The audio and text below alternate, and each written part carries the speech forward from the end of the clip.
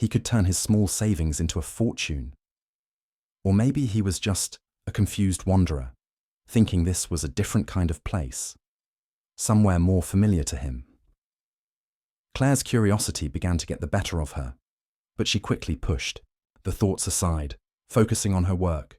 Minutes turned into an hour. The old man remained seated, still and silent, not a single complaint escaping his lips. He simply waited, the faint sound of his breath the only indication that he was still there. But something about him made Claire uneasy. Something in his gaze, the way he seemed completely at peace while the rest of the world rushed around him. Suddenly, the tranquility was broken by a sharp, commanding voice. "Excuse me, sir. May I help you?"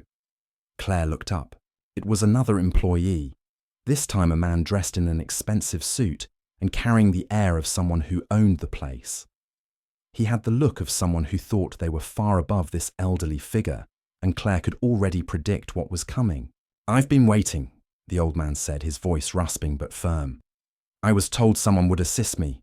It's urgent." The employee's lips twisted into a thin, forced smile. "This is a business-focused bank, sir. We handle investments, not personal matters. You may want to try a different place." The old man's grip on his cane tightened slightly, but he didn't budge. "I'm here for a matter of great importance, and I must speak with someone in charge. I know what I want, and I've waited long enough." Claire, sensing the tension rising, glanced at her watch. This was taking too long.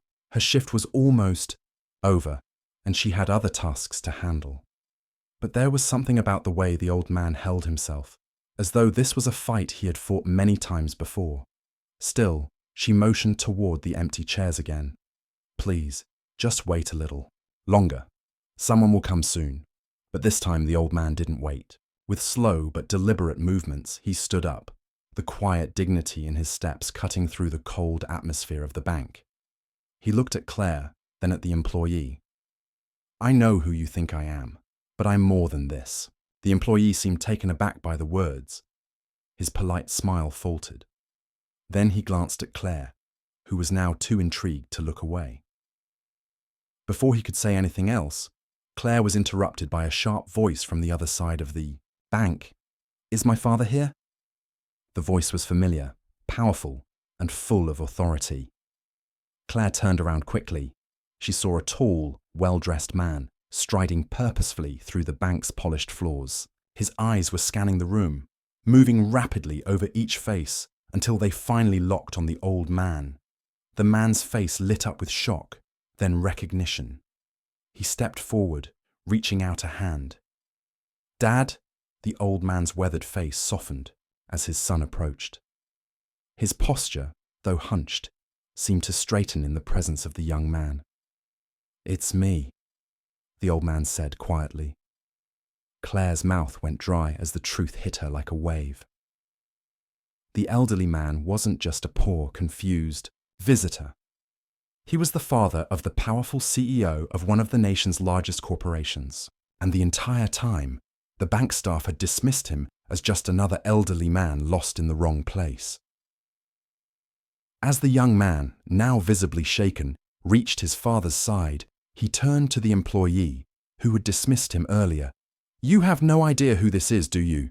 The employee was stammering, struggling to recover his composure. I'm sorry, I didn't know."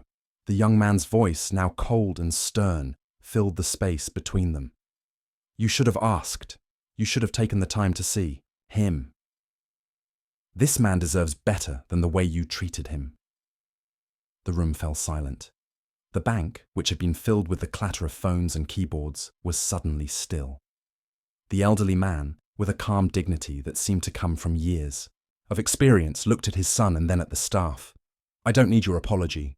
Just remember, the people you dismiss today might be the very ones who change everything tomorrow." With that, the father and son walked out together. Claire watched them go, feeling a deep sense of discomfort and realization. She'd never seen someone so casually dismissed, so quickly overlooked, and yet in the end, it wasn't just the bank that had failed the old man. It was the world outside too, the world that often saw only the surface, never looking deeper. As she resumed her work, Claire couldn't help but think about how many others like the old man were out there, waiting quietly to be seen. Jack leaned back in his chair, the weight of the conversation hanging in the air between them. His sharp mind processed the old man's words, but a part of him remained skeptical. It wasn't unusual for clients to make bold claims, often promising the world. But Jack had seen too many. Ideas like this fizzle out into nothing.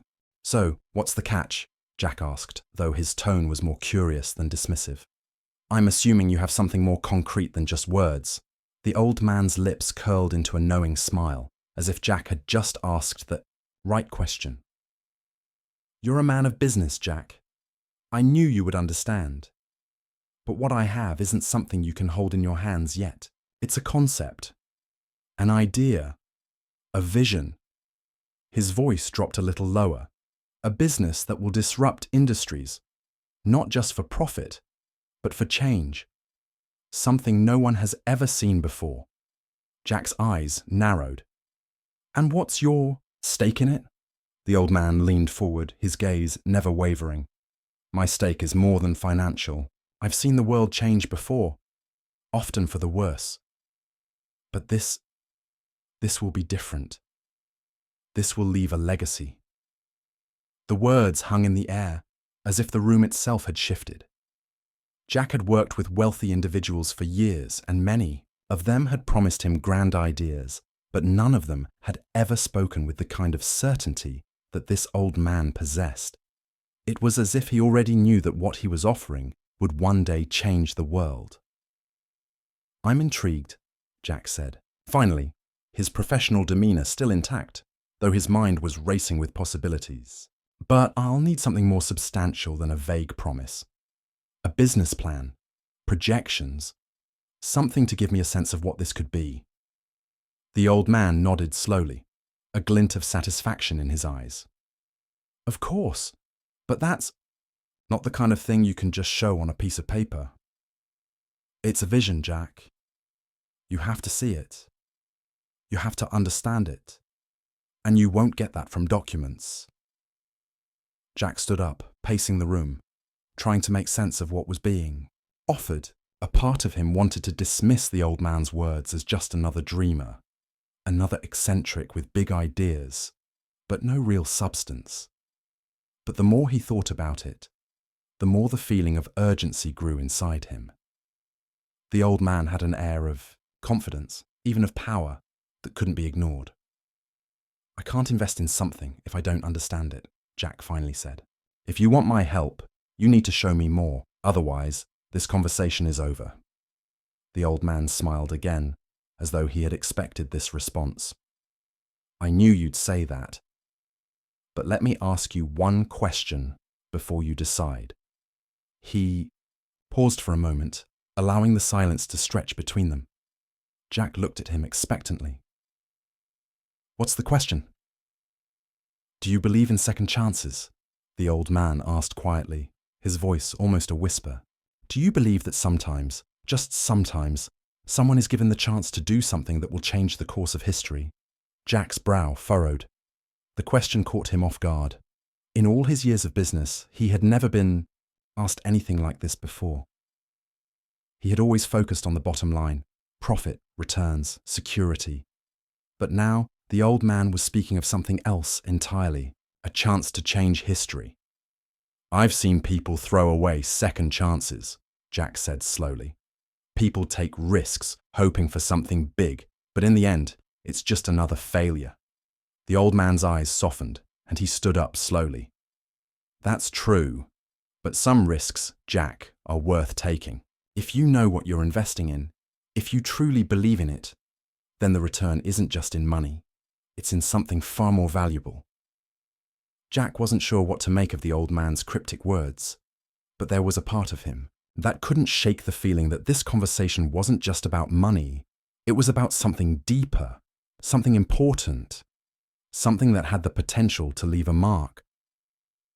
"Let me think about it," Jack said, his voice softer than before. I'll need more than just words, but if you're serious, we'll see what comes of it. The old man nodded, a faint smile playing at the corners of his lips. You'll see. In time, you'll understand. As Jack walked out of the office, his mind was filled with questions, but also with a strange sense of anticipation. He wasn't sure whether the old man was a genius or just another dreamer, but one thing was certain. There was something about him that couldn't be ignored. Claire, who had been watching the entire exchange from a distance, stood frozen in place. She had been skeptical of Mr. Whittaker from the beginning, and now, after hearing the conversation, she realized there was more to him than met the eye. Maybe it wasn't just about the investment after all. Maybe, just maybe, he was offering something far more valuable than money. The old man had said it himself, second chances, and perhaps this was Jack's. Maybe it wasn't just an investment opportunity. Maybe it was a chance to change the world. As the door clicked shut behind Jack, Claire couldn't shake the feeling that something significant had just begun. This old man might have been dismissed at first, but now it seemed like he was the one holding all the cards. The old man turned toward the door, his slow, measured steps echoing softly in the otherwise quiet office. Jack watched him go, a mixture of disbelief and frustration swirling in his chest. Was he really serious? Jack had dealt with countless, high-stakes offers, but nothing had felt this disjointed, this out of place. The name on the paper, the emblem, the way the man spoke.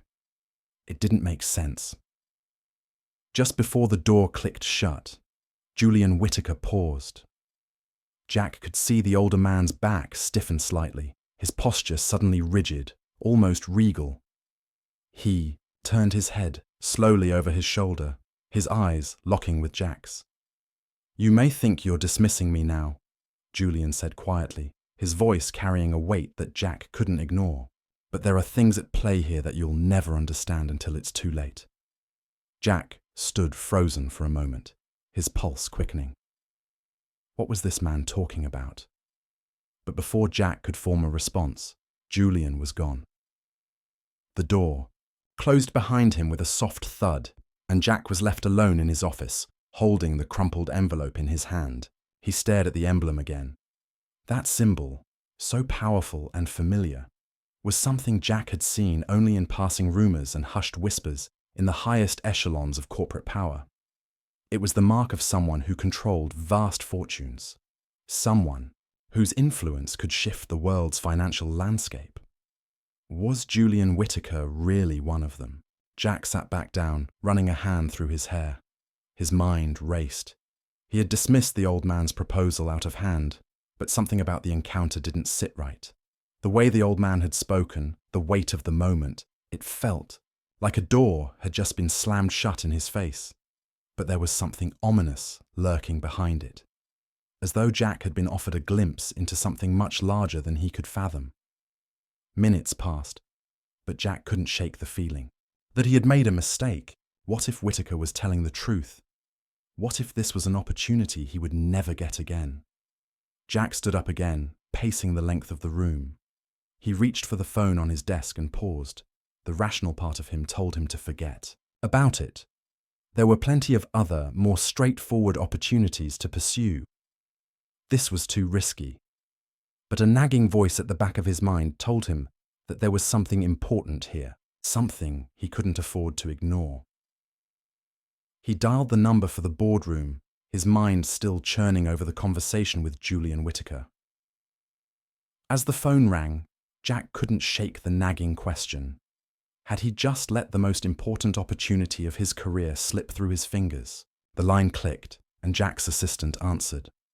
"Mr. Miller, how may I assist you?" "I need to schedule a meeting," Jack said, his voice tight. "I'll be seeing Julian Whittaker again. You can cancel my appointments for the rest of the day." The assistant's surprise was audible. "Mr. Whittaker, but I thought you—" "It doesn't matter," Jack interjected. "Set it up." As he hung up the phone, Jack couldn't help but feel the weight of what he was about to do. He had just made a decision that could change everything. There was no turning back now. The path ahead seemed uncertain. But one thing was clear. Whatever Julian Whittaker was offering. It was something Jack couldn't ignore any longer. Something far bigger than just a business deal.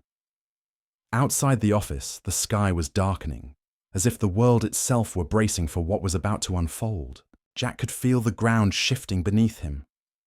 And for the first time in a long while, he felt a sense of urgency, a realization that this might be the moment that would define his legacy. But would he be able to understand it before it was too late? Jack's thoughts were a blur as he paced back and forth, trying to process the magnitude of his mistake. He had just thrown out one of the founding figures of Horizon National Bank, a man whose wealth and influence were beyond what he had ever imagined. And even more dangerously, he had unknowingly crossed paths with his son, a person whose power spanned well beyond the confines of the bank's polished marble floors. How could I have been so blind, Jack thought, his pulse still hammering in his chest. What was I thinking? Claire watched him, her face a mixture of concern and confusion. Jack, you're scaring me. What exactly did you just find out? Who is his son? What are we supposed to do? Jack took a deep breath, trying to steady his nerves. He turned to face her, forcing his voice to remain calm. Julian Whittaker, the man we kicked out yesterday, is not just some random old guy. He was one of the original architects of Horizon National. Not just an investor, he helped build this institution from the ground up. Claire's eyes widened as she took in the gravity of the situation. So, that symbol, the emblem on that paper, it wasn't just some symbol, it's a mark of his family's legacy. Jack nodded. Exactly. And the man he called his son, that's someone who's entrenched in both the financial and political sectors. Someone who has the power to control entire industries, sway governments, and move markets with a single phone call. He walked to the window, staring out at the city skyline, his mind racing. The weight of his decision from the day before was suffocating him now. The old man's words, "The world is changing," echoed in his mind, and Jack realized how true those words were. He had just dismissed an offer that could have shaped the future, and now he might never get the chance to make things right. "Do you realize what we've done, Claire?" Jack continued, his voice tight with a mixture of anger and disbelief. "We didn't just kick out an elderly man.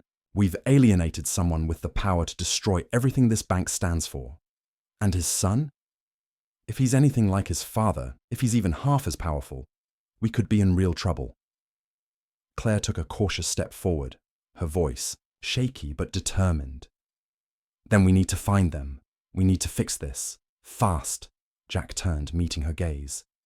"We can't. I've already tried. The old man's gone, Claire. And his son. We have no idea where he is." The realization hit them both at once. Julian Whittaker's absence wasn't a mistake. He had known what would happen. Jack had made a decision that would force the Whittaker family's hand, and they were already working their next move.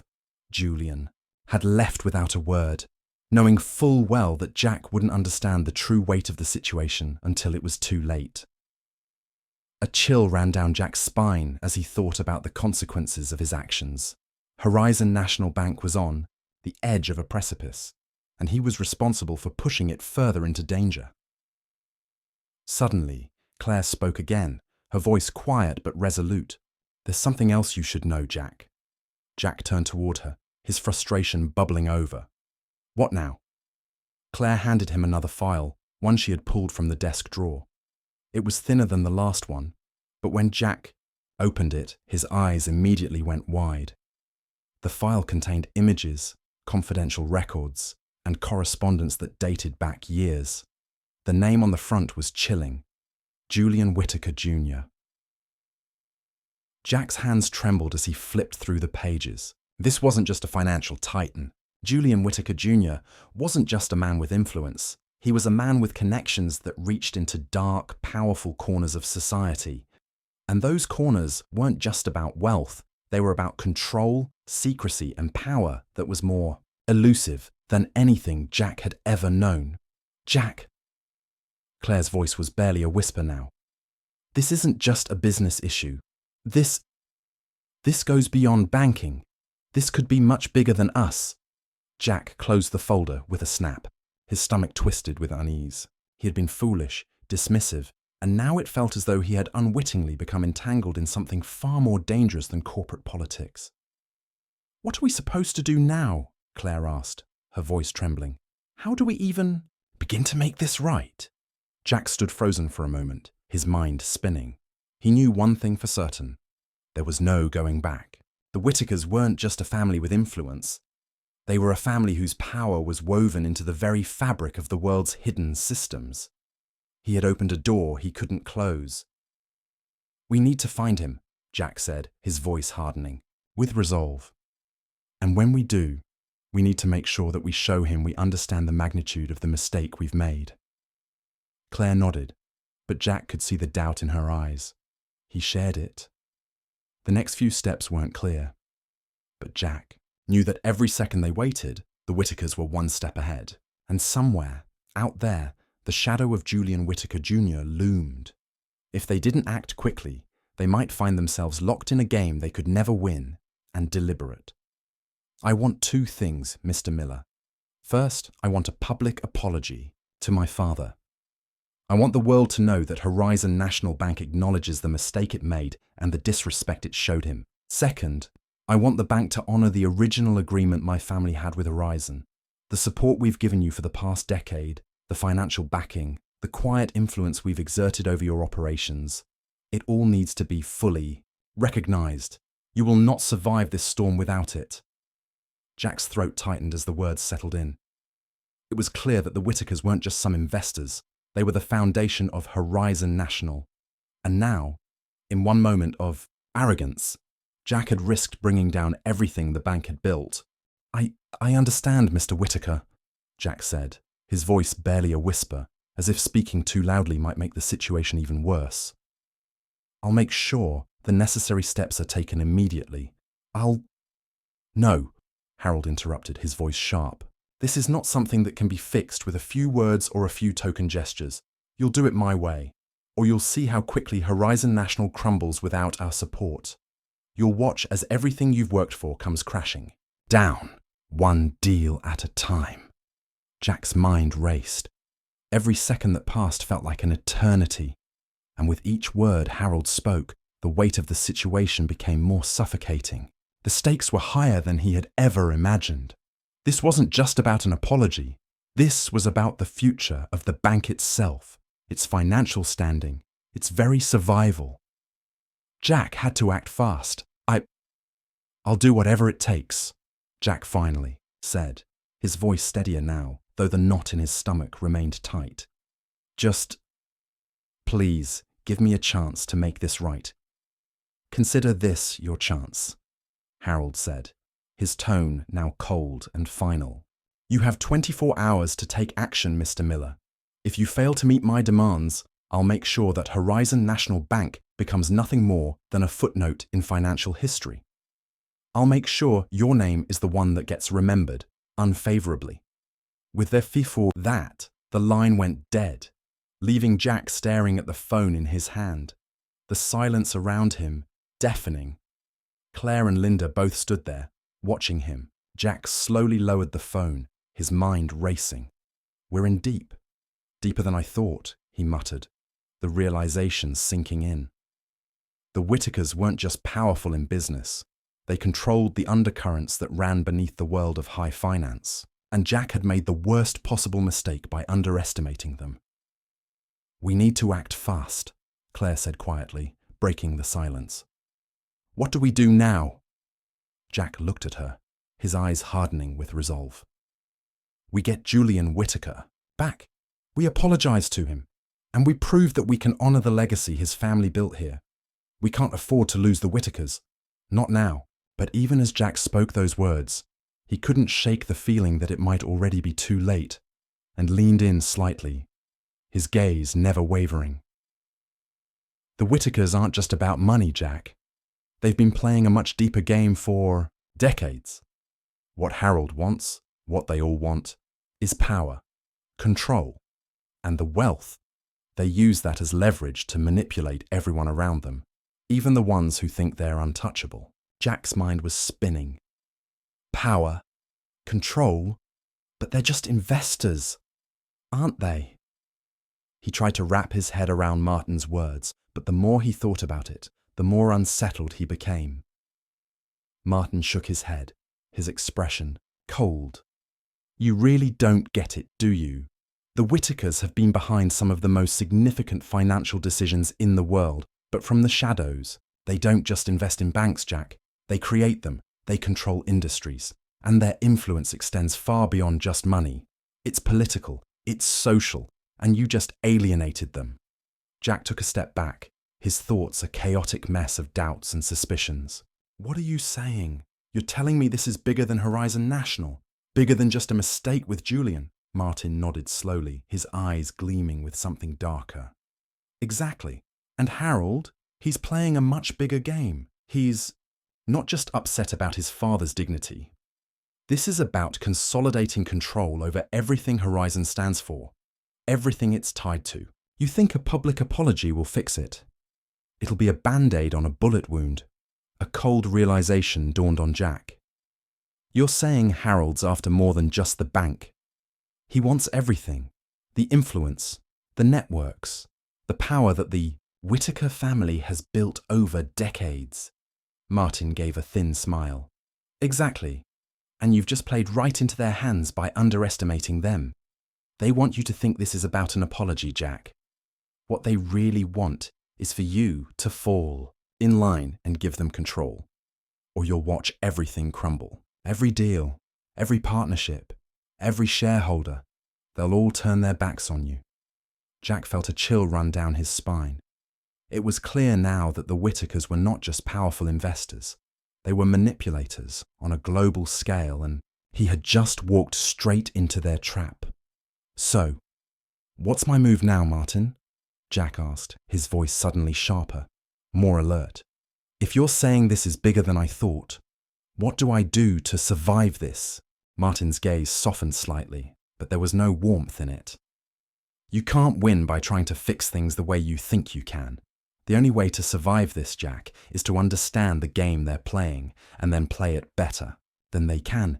You need to get ahead of them, control the narrative, make your move before Harold and his family get theirs. Jack swallowed hard, his heart pounding. You think I can outplay the Whitakers after everything I've done? Martin didn't hesitate. You've got one shot, Jack, but it's not going to be pretty. You'll need to pull strings, find leverage, and play your cards wisely. If you don't, you won't just lose the bank, you'll lose everything. The room seemed to close in on Jack as the weight of Martin's words settled in. For the first time since the entire mess began, he realized just how far-reaching the Whitakers' influence was, and how close to the edge he now stood. The fear that had been gnawing at him deep inside began to swell. It wasn't just the bank that was at stake anymore. It was his career, his reputation, his very future. Martin turned to leave, pausing at the door to look back at Jack. You'll figure it out, Jack, but remember, there's no coming back from this if you fail. Not just for the bank, for you. The door clicked shut, and Jack stood alone in his office, the weight of his decisions crashing down on him. Time was running out. He had to act fast, and he had to act smart. The Whitakers had set their sights on something much bigger than Horizon National, and if Jack didn't find a way to regain control, he would become just another casualty in their game, and the realization that his loyalty to Horizon National might now be his undoing. He had always prided himself on being a man of integrity, but what Martin was saying was becoming undeniable. The Whitakers had woven their webs so tightly around the bank and everyone in it, including him.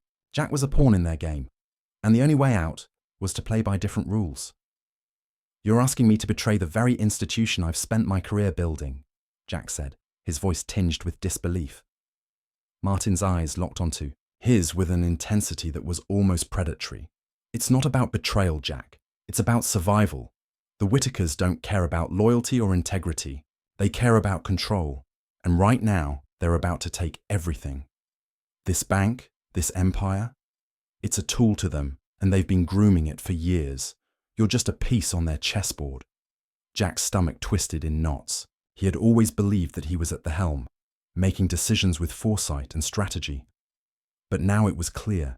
He had been manipulated all along. The real power had always been hidden in the shadows, and Julian Whittaker, whom he had dismissed so arrogantly, was just a tiny glimpse into the greater web of influence that was closing in on him. "So, what's your play then?" Jack asked, his voice steadier now, as if he was finally coming to terms with the reality of the situation. "What do you want from me?" Martin paused for a moment, as if savouring the moment before responding. "I want you to help me dismantle the Whittakers' power structure. I want you to give me the leverage I need to break them, and in exchange you'll have a stake in rebuilding what's left of this bank. You can retain control, Jack. You can protect your career, your legacy, but only if you act now." Jack was silent for a long moment, weighing his options. Betray his own career and integrity, aligning with a man who had always been a shadowy figure on the periphery of the Whittaker family's influence. Or stay loyal to the bank, knowing that his misstep might be enough to bring it all crashing down. "What's the catch?" Jack finally asked, his mind spinning.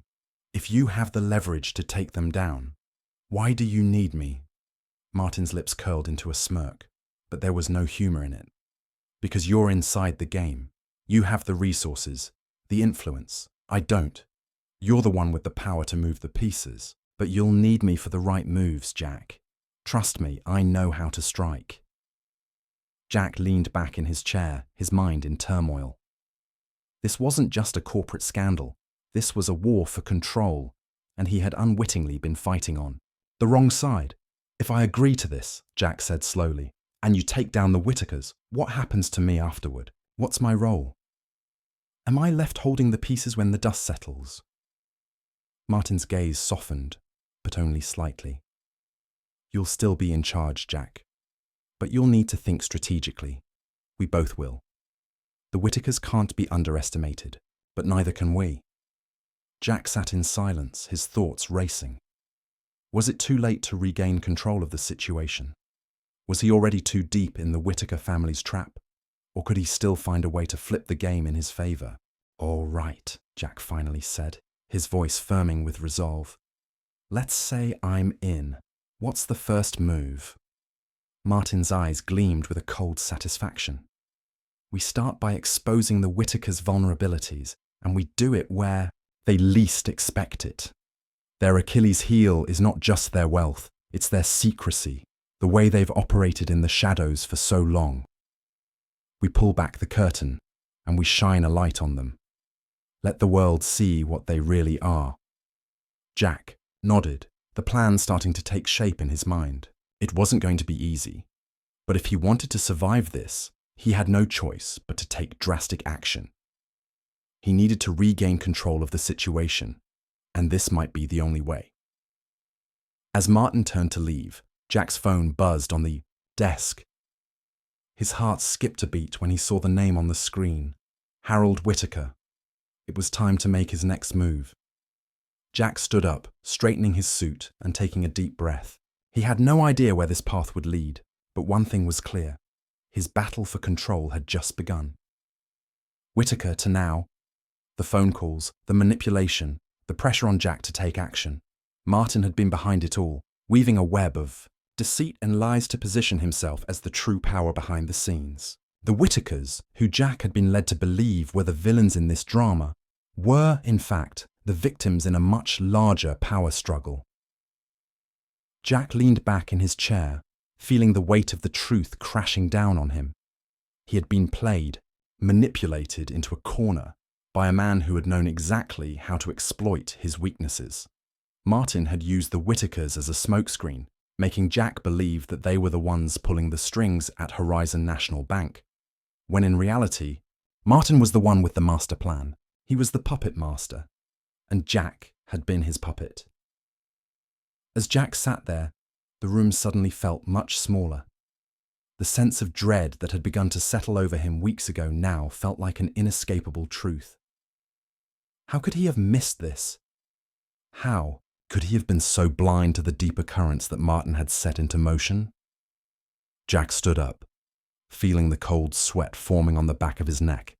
He needed to act, and he needed to act fast. The walls were closing in on him, and his only choice was to confront Martin head-on. But how could he trust anyone at this point?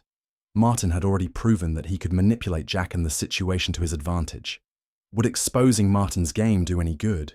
Or would it just make things worse? He glanced at the letters one last time, their contents now clear in his mind. The manipulation had been there all along, hidden beneath the surface. The Whitakers were not the ones who had tried to destroy Horizon National Bank.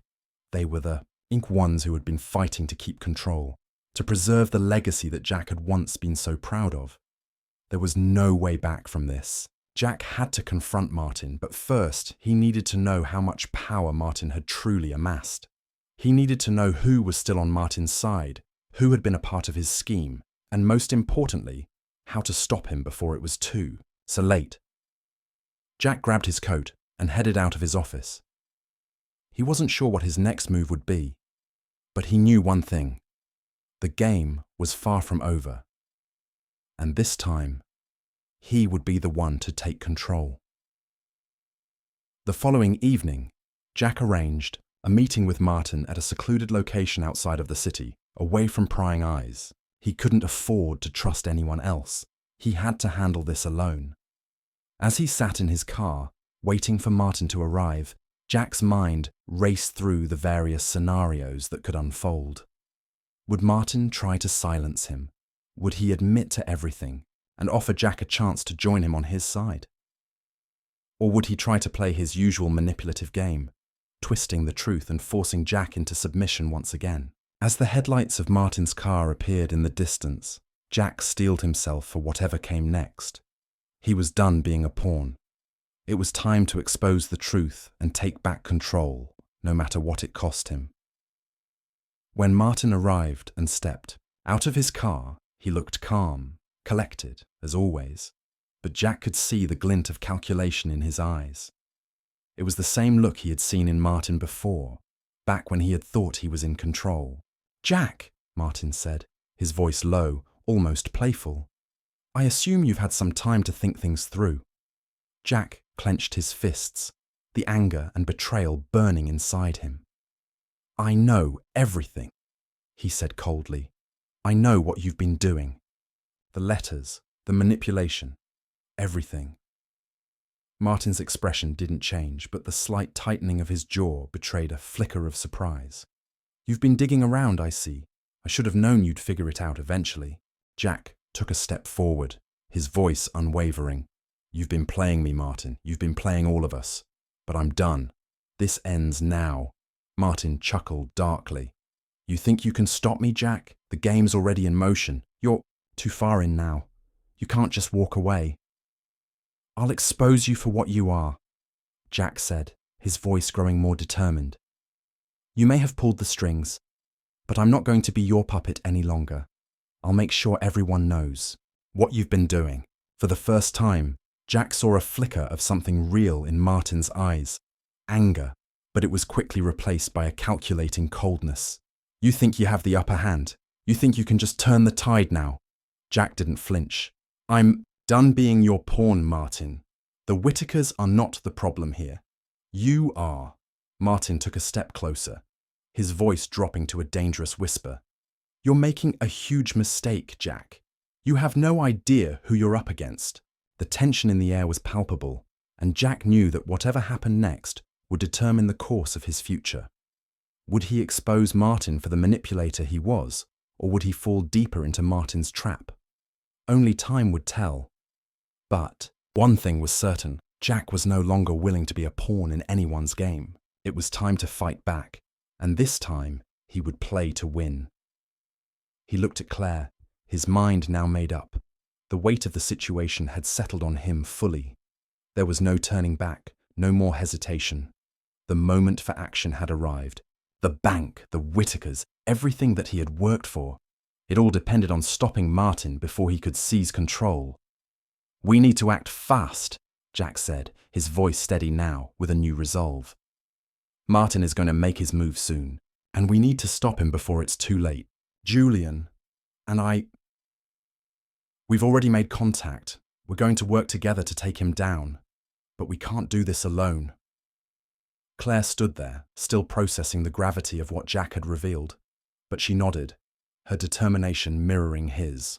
So we're going to warn the Whitakers and expose Martin for what he really is. Exactly, Jack said. And we need to make sure the rest of the bank knows the truth. Martin's been pulling the strings behind the scenes, and now we have to pull back the curtain before he can finish what he started. Claire looked at Jack with a newfound respect. You've got a lot of guts, Jack, but I'm with you. We need to make sure we've got everything ready before Martin makes his move. We need to be ahead of him. Jack gave a sharp nod. I know. We'll need every ally we can get. The Whitakers can help us secure the resources we need. I'll reach out to them. In the meantime, I need you to start looking into Martin's contacts and alliances. Anyone who might be working with him or has been compromised. We need to know where his power lies. Got it, Claire said, already turning toward the door. I'll start pulling the necessary reports and do some digging. Jack watched her go, his mind now set on the steps ahead. As the door clicked shut, he walked over to the desk, picking up his phone and dialing Julian's number once more. The urgency in his gut was growing. He needed to make sure that the Whitakers were as ready as he was. Julian, Jack said when the line picked up. We don't have much time. We need to act now. Are you ready? Julian's voice came through with an edge of tension, but also a sense of resolve. We're ready, Jack. We've already started moving some of our more vulnerable assets out of the bank, but I want you to understand, this isn't just about Horizon, National Bank anymore.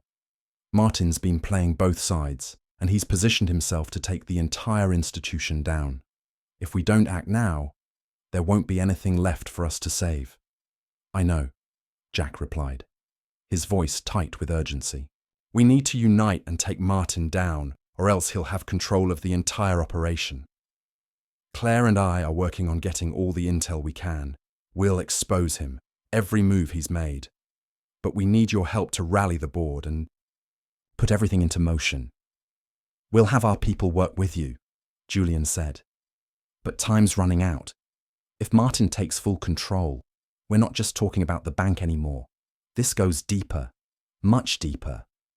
Jack nodded, a sense of foreboding settling over him. This wasn't just about saving the bank anymore.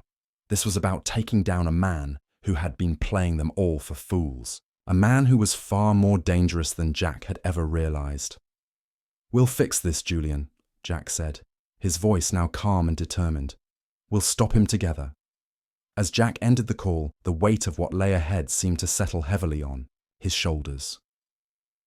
The pieces of the puzzle were finally coming together, and the truth about Martin's grand scheme was now clear.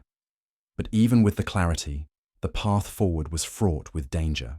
Jack knew the next few hours would be crucial. He had to move quickly, decisively. The Whitakers were his only allies now, and together they would have to face the storm that was coming and stop Martin before it was too late. The phone rang again, pulling Jack from his thoughts. This time it was a different number. A cold, familiar voice filled the line. Jack, Martin said, his tone dripping with menace. You think you can turn the tables on me? You're playing a dangerous game, my friend. But let me make this clear. You can't stop me. Horizon National Bank is mine. It always has been. Jack's pulse quickened. Martin knew. He had been expecting this, but Jack wasn't backing down now. We'll see about that, Martin, Jack said, his voice unwavering. You're done. This game ends now. As he hung up the phone, Jack felt a rush of adrenaline flood his system. There was no turning back now. He had taken his first step toward Habib, taking down the man who had been manipulating everything, Martin Knight. It was time to stop playing by Martin's rules. This time, it was Jack who would take control of the game, and he wasn't about to let the Whitakers, or the bank, become pawns in someone else's plot. And the rest of the Whitaker family were well aware of the stakes. The gravity of the situation had reached a boiling point, and the last thing any of them wanted was for Martin Knight to succeed in his plans. They had been targeted, manipulated, and almost torn apart by a man they once considered an ally. As Jack entered the drawing room, Julian rose from his seat, his expression hard but determined. Harold sat nearby, his stern demeanor betraying None of the internal struggles he must have been facing. The room was filled with the weight of history, but also of the present, of a crisis that could shape their future. "Jack, we've been expecting you," Julian said, his tone guarded but welcoming. "I understand you've uncovered the full picture. It's time we take action." Jack gave a nod of affirmation, his gaze shifting to the rest of the room. "Yes, and it's time we expose Martin for who he really is. He's been working behind the scenes to destroy not just the Whitakers, but this entire bank, all for his own control." Harold, who had been silent until now, finally spoke, his voice low but powerful. "We've seen his hand in everything, from the recent moves at the bank to the strategic positioning of his assets. It's all been leading to this. And he's been trying to turn us into the scapegoats. But we won't let him. We've seen the evidence. Now we need to act before he makes his move." Jack nodded, the weight of the moment pushing him forward. "We have the board's support, and with your help, Julian, we can take control back. But we need to do this quickly. The longer we wait, the more leverage Martin gains." Julian exchanged a look with Harold and then turned back to Jack. "The plan is simple, but risky. We need to confront Martin head-on, but in a way that neutralizes him. If we expose him for what he truly is, there will be no way for him to recover. The problem is, we need to catch him off guard. He's been too careful, too calculated. But we have one advantage. He never expected us to come together." Harold leaned forward, his tone serious. "We'll need to move swiftly, strategically. This isn't just about the bank. It's about sending a message that we will not be manipulated, that we won't allow someone like Martin to run roughshod over us." Jack's eyes narrowed with determination. "Agreed. We need to pull every string we have, our resources, your influence, the board's decision. We hit him from every angle. Make it impossible for him to escape." The room fell into a tense silence, each person considering the gravity of their next steps. Time was running out, and they knew this was their one chance to stop Martin from taking everything they had worked for. "Then it's settled," Jack said, breaking the silence. "Let's make it happen." The next few hours were a whirlwind of preparation. The Whitakers, Jack and Claire, worked quickly to assemble the necessary documents, legal resources, and communication, channels to ensure that Martin would be exposed for his treachery. They knew that once they set the plan in motion, there would be no turning back. As the plan took shape, Jack couldn't shake the feeling of dread that lingered in his chest. This was no longer just a corporate battle. It was a fight for control, a fight for everything he held dear. But at least now, he was fighting on the right side. With everything in place, they gathered in the war room of the Whitaker estate, ready to make their final move. The walls were lined with monitors showing the financial records, communications, and strategies that had been set in motion over the last few days. Martin would not know what hit him. Jack stood at the front of the room, his gaze hard and focused. "This is it. We take him down. We expose his lies, his manipulation, everything. We make sure he can't escape. If we fail, Horizon National Bank is gone, and Martin will take it all." Julian stepped up beside him, his resolve matching Jack's. "We'll make sure that doesn't happen. Together we have the power to stop him. We won't let him win." Claire, who had been overseeing the communications setup, turned to them. "We're ready. All we need now is the right moment." The tension in the room was palpable. Each of them knew what was at stake, and as Jack looked around at the faces of those who had become his allies, his heart steadied. No matter what, they were going to fight back, and this time they would win. The final pieces fell into place, and Jack could almost feel the storm on the horizon, but this time it wasn't coming for them. They were bringing the storm to Martin. Night. Jack stared out the window, the light from the setting sun casting long shadows across his office. The city below, once a symbol of the weight of his mistakes, now seemed like a place filled with possibility. The air had shifted, thick with the knowledge that Horizon National Bank was no longer in danger of falling under Martin's control. He had done it, but the journey had cost him. The guilt and the self-doubt still lingered, but for the first time in a long while, Jack felt the smallest flicker of hope. As he turned back to face Julian, who stood in the doorway, there was a palpable change in the air. It wasn't just the sense of victory, it was the bond of trust that had been restored. A fragile thread woven through all the tension, the betrayals, and the tension of the last few days. "You did it, Jack," Julian said, his voice calm but undeniably filled with respect. "You made the right choice in the end. Horizon National Bank is back where it belongs." Jack met Julian's gaze, feeling a mixture of gratitude and regret. His throat tightened as he tried to find the words, to express everything he had felt. "I don't deserve your forgiveness, Julian. I've hurt you and your family in ways I can't undo. I should have seen the truth from the beginning. I should have trusted you." Julian stepped closer, placing a firm hand on Jack's shoulder. "You've proven yourself, Jack. That's what matters.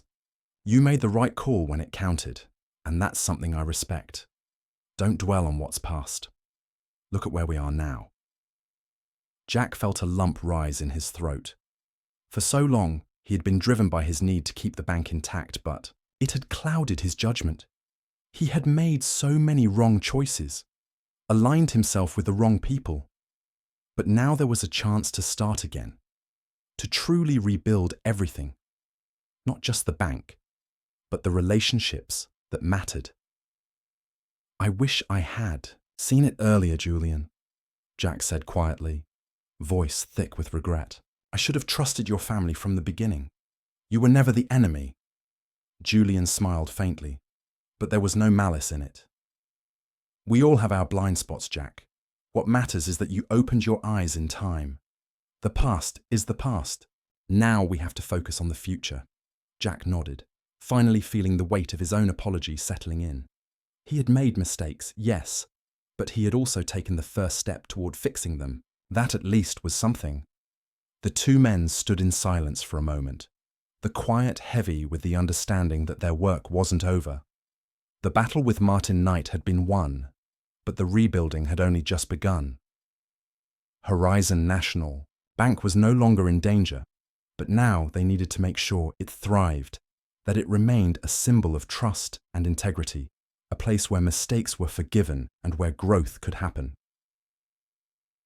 As Jack finally allowed himself to feel the relief that had been so long coming, he turned toward the future. The Whitaker family had extended their hand to him, and for the first time, he felt he was worthy of that trust. He would do everything in his power to make sure that this second chance, this opportunity to make things right, was not wasted. Julian gave him one last nod, his expression reassuring. "You've got this, Jack. We've got this." And with that, the two men walked out of the office together, ready to face whatever came next, not as adversaries, but as partners. The road ahead would be filled with challenges. But for the first time, Jack felt ready to meet them head-on, with integrity and the support of those who believed in him. Horizon National Bank was back in the hands of those who truly cared about its future, and with that, Jack had finally found his place, where he was meant to be.